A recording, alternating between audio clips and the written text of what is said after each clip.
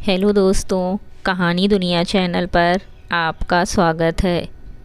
कहानियों की कड़ी में आज मैं आपके लिए लेकर आई हूँ दीप्ति मित्तल जी की लिखी कहानी बोल के लब आज़ाद हैं तेरे। देहरादून में अपने टेरेस पर खड़ी आहना की आंखें दूर आसमान में बनी रोशनी की लड़ियों पर टिकी थीं। वो लड़ियाँ जो सुदूर मसूरी के घरों, बाज़ारों, सड़कों पर जगमगा रही थीं। आहना को अच्छा लगता था रात को टेरेस पर खड़े होकर वे रौनकें देखना, जैसे आसमान में लोगों की साझा खुशियाँ झिलमिला रही हों।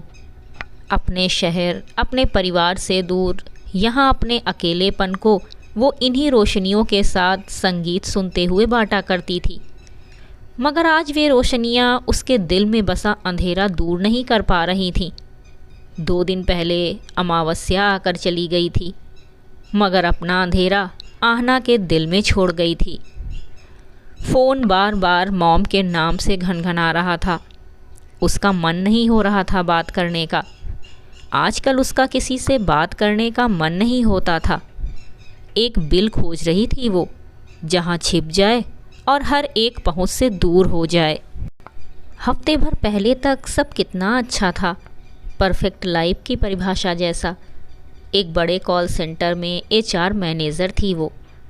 शांतनु जैसा बॉयफ्रेंड था जो उसी के ऑफिस में एग्जीक्यूटिव था। दोनों की हर बात में ज़बरदस्त फ्रीक्वेंसी मैच किया करती थी। मेड फॉर ईच अदर लगते थे दोनों।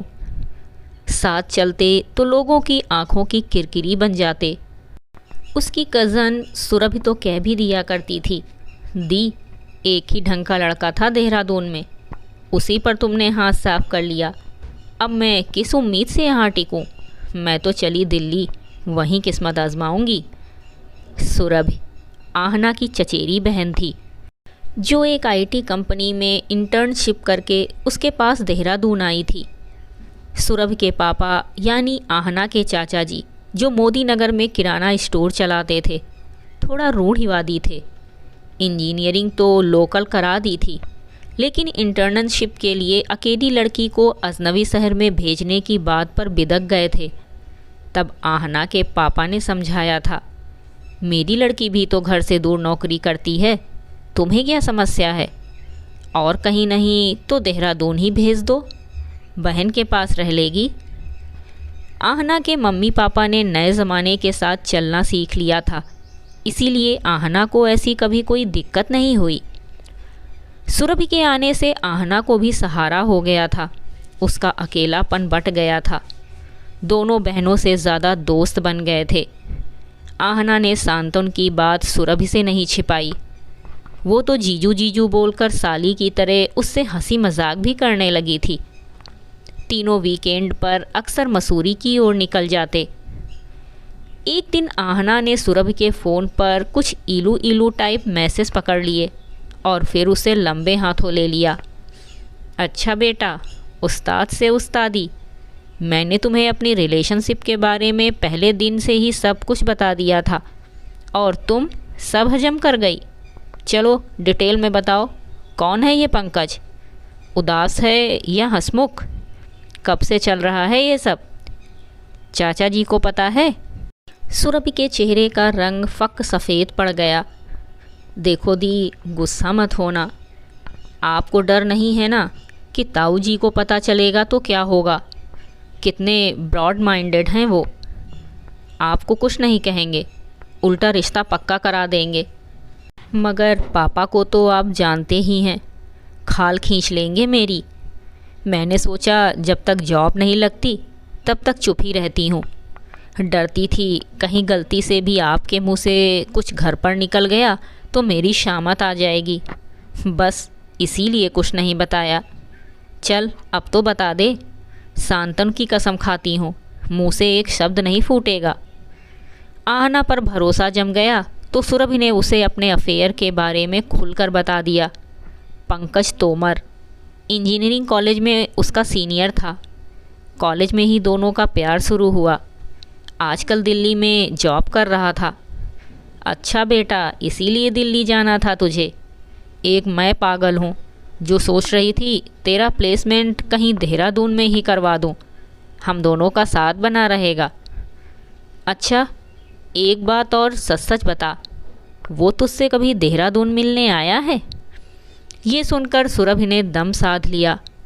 कुछ पल रुककर झिझकती सी बोली, एक बार आया है दी। अरे तो मिलवाया क्यों नहीं? हिम्मत ही नहीं हुई। और वैसे भी, कहते कहते सुरभि चुप हो गई। उसके चेहरे पर कुछ उदासी छा गई थी। वैसे भी क्या, हम उस चांद के चेहरे को देख नज़र लगा देते। आहना साली वाले अंदाज में आकर चुहलबाजियाँ शुरू कर चुकी थी। दी, पता नहीं, जब से शांतनु और आपकी केमिस्ट्री देखी है ना, तब से क्या, प्रेम का एक अलग ही रूप देखा है मैंने, जहाँ पर मर्द और औरत जैसे बराबर के हिस्सेदार हों। कोई किसी से कम या ज़्यादा नहीं, कोई किसी पर हावी नहीं। सच, आप बहुत लकी हो दी। बहुत बैलेंस्ड रिश्ता है आपका। तुम्हारा नहीं है क्या? मुझे अब समझ आ रहा है। पंकज मेरे ऊपर बहुत हावी होकर रहता है, बहुत पूछताछ करता है, अपनी मर्ज़ी चलाता है। पहले तो मुझे उसके हिसाब से चलना अच्छा लगता था, प्यार में पागल जो थी। मगर जब से यहाँ आई हूँ ना दी, पता नहीं क्यों उससे दूर होकर ज़्यादा अच्छा लग रहा है। आज़ादी सी महसूस होती है। उसे तो इस बात से भी दिक्कत थी कि मैं आपके और शांतनु के साथ क्यों घूमती हूँ। मुझे बहन के बॉयफ्रेंड के जीजा साली के अफेयर के किस्से सुनाकर डराने लगा। क्या बात करती है? देख, मुझे लगता है कि वो तेरे लिए ठीक चॉइस नहीं है। जिस रिश्ते में अभी से दम घुट रहा है, ज़रा सोच उसमें आगे क्या होगा। यही सब तो दिमाग में चलता रहता है आजकल। तो फिर वो रोमांटिक मैसेज, उसमें तो जान निकाल कर रख दी थी तूने। अगर नहीं करूं तो उसे और शक हो जाएगा कि मैं उसे इग्नोर कर रही हूं, फिर तो सीधा यहीं आ जाएगा।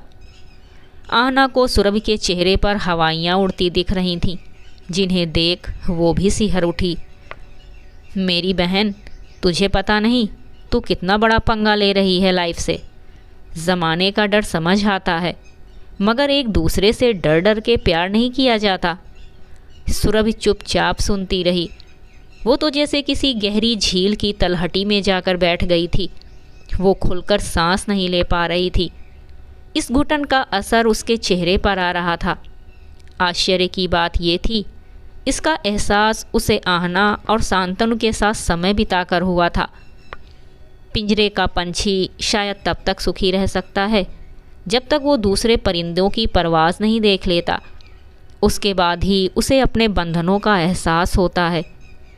सुरभि ने आहना की मोहब्बत की परवाज़ देख ली थी, जान लिया था प्यार में पूरी आज़ादी से जीने का, खुश रहने का जितना हक एक को है उतना दूसरे को भी है, और ये हक उसे पंकज से नहीं मिल रहा था।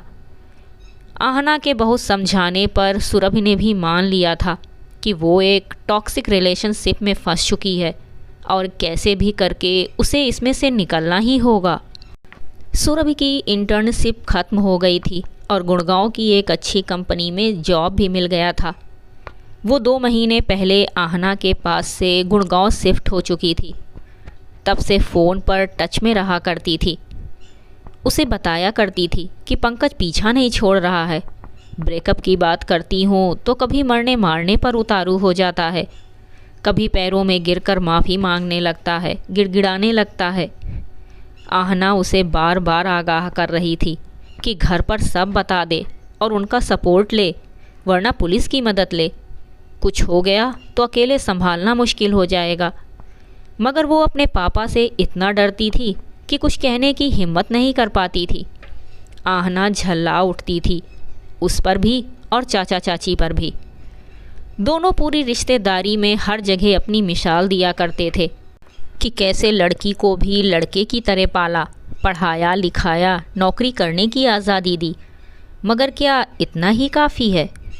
उस विश्वास का क्या, उस तसल्ली का क्या कि बेटी तू अकेली नहीं है, हम हैं तेरे साथ। तुझसे गलती हो गई तो डांट लेंगे, फटकार लेंगे, मगर हर मुसीबत में तेरे साथ खड़े होंगे। ऐसी भी क्या सकती कि ऐसी मुसीबत में लड़की घर वालों की ओर ना देख पाए। बाहर वालों से ज़्यादा घर वालों के डर और रुसवाई मारते हैं इंसान को। आहना गुड़गांव जाकर हफ्ते भर सुरभि के पास रुकने की सोच ही रही थी कि खुद उसकी ज़िंदगी में इतना बड़ा भूचाल आ गया। वो भी कहाँ बताने की हिम्मत कर रही थी घर पर। ये तो जानती थी घर से सपोर्ट मिलेगा, मगर उन्हें दुखी भी नहीं करना चाह रही थी। पिछला सप्ताह किसी सुंदर सपने सा बीता था। शांतनु ने उसे अपने पेरेंट्स से मिलवाया था। बहुत अच्छे लगे थे उसे अपने भावी सास ससुर। किस्मत पर इतराने लगी थी कि इतनी प्यारी खुशहाल फैमिली का हिस्सा बनने जा रही है। दोनों ने शादी का मन बना लिया था और इस हफ्ते आहना शांतनु को अपने परिवार से मिलवाने वाली थी। अच्छी जॉब, मनपसंद जीवन साथी, इससे ज़्यादा उसने कभी कुछ चाहा ही नहीं था और इतना भी बर्दाश्त नहीं हुआ किस्मत को। टूट गया उसका सपना। तब से बार बार एक ही ख्याल दिमाग पर काबिज था, मेरे साथ ये सब क्यों। वो फिर जा खड़ी हुई उस सुबह की चौखट पर जिसे लांग कर आगे नहीं बढ़ पा रही थी। वो जस की तस खड़ी रह गई थी। एक शानदार वीकेंड के बाद सोमवार की एक आम सी सुबह जब वो ऑफिस पहुंची तो लोग उसकी तरफ कुछ अजीब नज़रों से देख रहे थे। उन नज़रों में तफरीह थी, जिल्लतें थीं, फप्तियाँ थीं और शांतनु की आंखों में थी रुसवाइयाँ। ऐसी आंखें उसने पहले कभी नहीं देखी थी।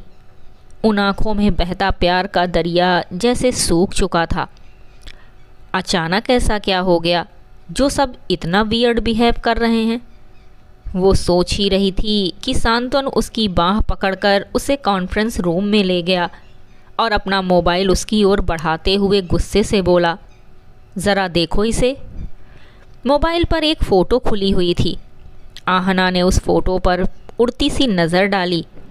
कुछ जानी पहचानी सी लग रही थी। उसने गौर से वो फ़ोटो देखी तो बुरी तरह कांप गई। फ़ोटो में वो थी और साथ था एक अनजान लड़का। दोनों आपत्तिजनक स्थिति में आलिंगनबद्ध होकर किस कर रहे थे। आहना को कुछ समझ नहीं आया। ये क्या है? ये कैसा मजाक है? ये सब क्या है आहना? कौन है ये लड़का? और तुम इसके साथ? जानती भी हो आज सोशल मीडिया पर तुम्हारी ये गंदी फ़ोटोज़ कितनी वायरल हो रही हैं। पूरे ऑफिस के लोगों के पास पहुंची हुई हैं। अपने बारे में नहीं तो कम से कम मेरे बारे में तो सोचा होता। शांतनु बुरी तरह झुंझलाया हुआ था। चेहरे पर कभी गुस्से, कभी लाचारी और कभी हिकारत के रंग आकर जा रहे थे।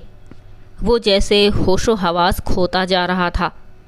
इस वक्त उसका बस चलता तो शायद आहना की गर्दन दबा देता। आहना बुत बनी सुनती रही, एकदम सन्न। वो जानती थी ये फ़ोटोग्राफ सच्ची नहीं है। किसी ने उसे बदनाम करने के लिए मॉर्फिंग कर बनाई है। और आजकल तो ये काम इतना आसान हो गया है कि कोई भी कर सकता है। इतने सॉफ्टवेयर, इतनी इमेज ऐप्स आ गई हैं कि किसी की इज्जत से खिलवाड़ करना बच्चों का खेल हो गया है। शांतनु लगातार बड़बड़ाए जा रहा था। आहना के भीतर घुप अंधेरा छा गया था जिसमें बस कुछ सवालों की बड़ी बड़ी आंखें चमक रही थीं। कोई क्यों खेल रहा है मेरी इज्जत के साथ? क्या बिगाड़ा है मैंने किसी का? और शांतनु, क्या ये इन्हें सच मान रहा है? ये सच नहीं है शांतनु, तुम जानते हो। मॉर्फ की गई है। जैसे तैसे आहना ने बिखरा वजूद इकट्ठा कर रिएक्ट किया। खाली मेरे जानने से क्या होता है आहना? पब्लिकली इंसल्ट तो हो गई ना। क्या सोच रहे होंगे सब तुम्हारे बारे में? और मैं तुमसे जुड़ा हूँ, इसीलिए मेरे बारे में भी सब हंस रहे होंगे मेरे ऊपर। मैं तो इस ऑफिस में किसी को मुंह नहीं दिखा सकता अब। और इतनी जल्दी दूसरा जॉब कहाँ से ढूंढूं? तुम्हारी वजह से मेरा कैरियर बर्बाद हो गया। और मम्मी पापा, अगर उन तक ये फ़ोटो पहुंच गई तो क्या कहेंगे वे? इस लड़की को मिलवा लेना आया था हमसे जो दूसरे की बाहों में। शांतनु बदहवासी में न जाने क्या क्या बड़बड़ा कर उसे वहीं अकेली खड़ी छोड़ ऑफिस से बाहर निकल गया था। एक बार पलट कर भी नहीं देखा था उसने। आहना उस वक्त खुद को बड़ा लहूलुहान हुआ महसूस कर रही थी, जैसे कुछ हाथ उसे जबरन पकड़ पथरीली ज़मीन पर घसीट रहे हों, और उनमें सबसे आगे बढ़े हाथ शांतनु के थे। आज भी वो जख्म ताज़ा थे, रिस रहे थे। शांतनु ने उसके बाद फिर कभी उससे बात नहीं की, ना ही आहना ने कोशिश की। वही सब सोचते सोचते कुछ आंसू फिर आँखों से निकल गालों पर बह चले। आहना ने उन्हीं धुंधली आँखों से मोबाइल स्क्रीन को देखा। मॉम के 5 मिस कॉल पड़े थे। एक मैसेज भी डिस्प्ले हो रहा था, मॉम का था। फ़ोन क्यों नहीं उठा रही? सुरभि की परसों मोदी नगर में सगाई हो रही है। तू ऐसा करना, कल सुबह ही निकल पड़ना, थोड़ी शॉपिंग कर लूँगी तेरे साथ। सुरभि की सगाई? परसों? कुछ बताया क्यों नहीं उसने? आहना के चेहरे पर मुस्कान की एक लकीर खिंच गई। चलो, पंकज से पीछा छूटा उसका। बुदबुदाते हुए गहरी सांस भरी। उसने बाकी सारे मैसेज देखने शुरू किए तो एक फ़ोटो देखकर हैरान रह गई। पंकज की फ़ोटो थी जो मॉम ने भेजी थी। नीचे लिखा था, इससे हो रही है सगाई, लव मैरिज है, अच्छा कमाता खाता है, सुंदर दामाद ढूंढा है उसने माँ बाप के लिए, एक तू ही निकम्मी रह गई। आगे माँ ने 3-4 स्माइली इमोजी लगाई हुई थी। हे भगवान, क्या कर रही है ये लड़की? पागल हो गई है क्या?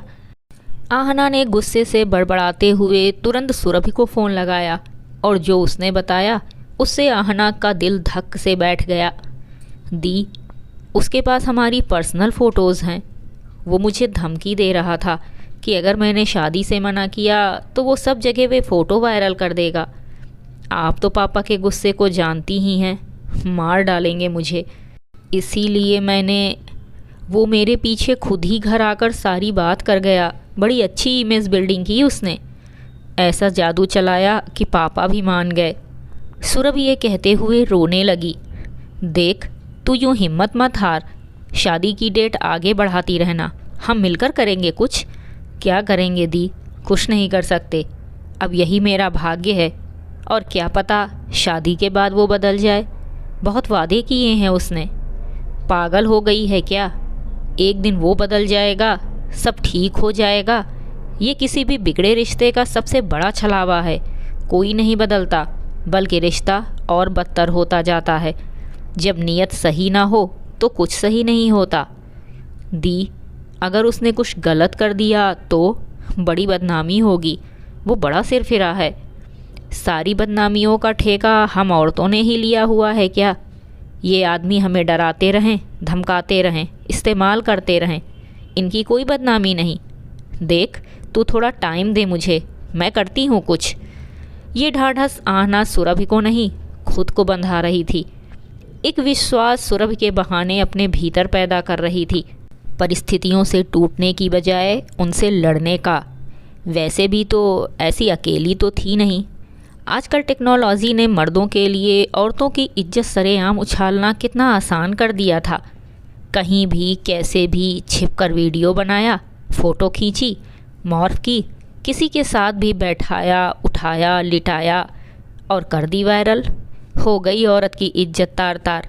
जैसे इज्जत ना हुई कोई महीन कांच हो जो छूने भर से तिड़क कर भर भरा जाए। अगली सुबह आयना कुछ सोचकर एक नए विश्वास से उठी। अब बात सिर्फ उसकी नहीं थी, उसकी बहन सुरभि की भी थी, और उन सब लड़कियों की जो आजकल ऐसी जालसाजी का बहुतायत में शिकार हो रही थीं। सबसे पहले उसने साइबर क्राइम सेल में अपने मार फोटो बनाने और वायरल करने वाले अज्ञात इंसान के खिलाफ शिकायत दर्ज करा दी। ऑफिस के 2-4 लोग जिन पर उसे शक था उनका नाम लिखाया। फिर घर आकर आगे की रणनीति सोची और सोचकर एक निर्णय लिया। उसने अपना मोबाइल उठाया, अपनी मार्फ की गई आपत्तिजनक फ़ोटोज़ खोलीं और उन्हें अपने फैमिली व्हाट्सएप ग्रुप पर फॉरवर्ड कर दिया। उस ग्रुप पर उसके सभी नाते रिश्तेदार जुड़े हुए थे, सुरभि और उसका परिवार भी। फ़ोटो देखकर आहना ने मैसेज लिखा, जानती हूँ आप सबको बुरा लगा होगा देखकर, मगर अब ये सब देखने की आदत डाल लीजिए, क्योंकि आज टेक्नोलॉजी इतनी आसान हो गई है कि कोई भी कहीं भी ऐसे नकली फ़ोटो बना सकता है और उन्हें वायरल कर अपनी बहू बेटियों को बदनाम कर सकता है, उन्हें ब्लैकमेल कर उनकी ज़िंदगी बर्बाद करने की धमकी दे सकता है। आज ये मेरे साथ हुआ है, कल इस ग्रुप की किसी दूसरी लड़की के साथ भी हो सकता है। मगर आज मैंने ये फ़ैसला लिया है कि मैं किसी दूसरे इंसान को अपनी ज़िंदगी से खेलने की इजाज़त नहीं दूंगी। इन छिपे अपराधियों से डरकर चुप नहीं बैठूंगी, उसके खिलाफ लड़ूंगी। इस लड़ाई में आप सब चाहें तो मेरा साथ दे सकते हैं, चाहें तो नहीं, मुझे फ़र्क नहीं पड़ता। लेकिन अगर साथ देंगे तो इस बड़े से परिवार की दूसरी लड़कियां खुद को सुरक्षित महसूस करेंगी।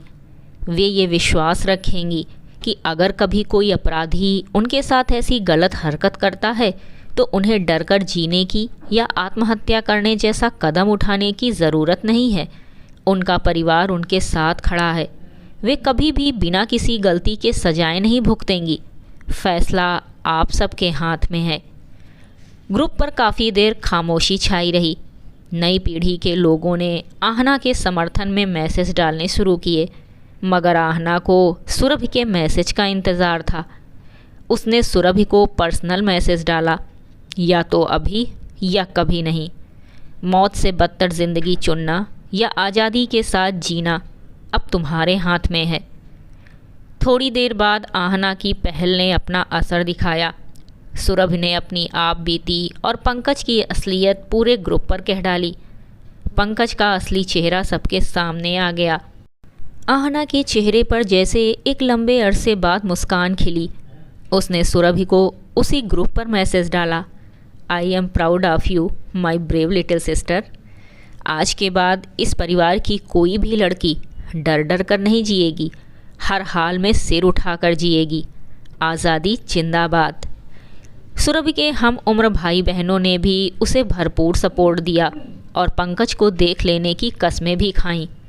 नई हवा को पहचान ग्रुप के बड़े बुजुर्ग भी कोई दकियानूसी बात न कह सके। आहना ने परिवार के भीतर जो छोटा सा मीटू मोमेंट चलाया था, उससे सुरभि का भविष्य बच गया। अब आहना जोश से भर गई थी।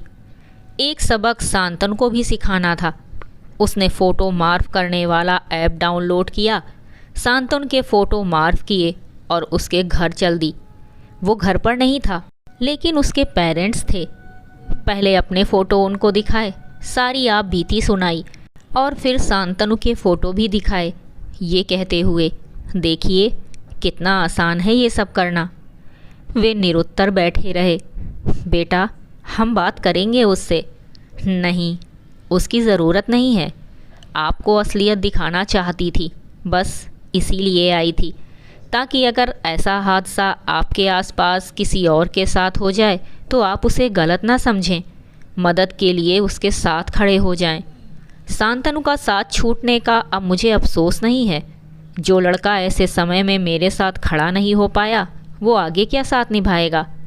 मेरी ओर से उसे शुक्रिया कह दीजिएगा, शादी से पहले ही अपनी असलियत दिखाने के लिए। बाद में पता चलता तो प्रॉब्लम होती। आहना सिर ऊंचा कर बड़े आत्मविश्वास से वहाँ से निकल आई। राह में चलते हुए मन में जैसे कोई संगीत गूंज रहा था, जिसके बोल थे, बोल के लब आज़ाद हैं तेरे, आज़ादी जिंदाबाद। ये थी दीप्ति मित्तल जी की लिखी कहानी, बोल के लब आज़ाद हैं तेरे। कहानी सुनने के लिए धन्यवाद।